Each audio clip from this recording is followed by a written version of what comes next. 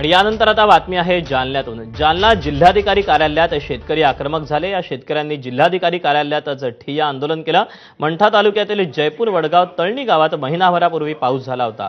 शेतकऱ्यांनी पंचनाम्यासाठी महिनाभरापूर्वी निवेदनही दिले होते, तरीही पंचनामे झाले नाहीत असा आरोप या शेतकऱ्यांनी केला।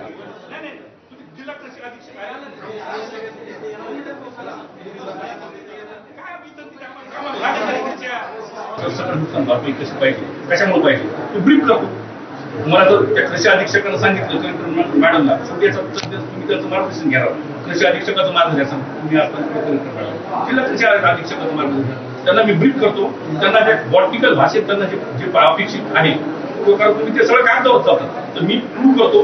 जर तुम्हाला वाटलं हे कारण शासन पॉझिटिव्ह आहे, मुख्यमंत्री 18 तास काम करायले, महसूलमंत्री 18 तास काम करायले, पालकमंत्री, आमदार हे सगळे बांधावर पडायले आणि तुम्ही प्रशासन जर आडमुठी भूमिका घेऊन तुमचे वेगवेगळे निकष लावून शेतकऱ्याला अडचणी आणण्याचा प्रयत्न करा। आम्हाला लोकशाही आंदोलन आम्ही ठिया मांडू, बसू, अंगावर डिझेल घेऊ, पेट्रोल घेऊ, मारून घेऊ होता।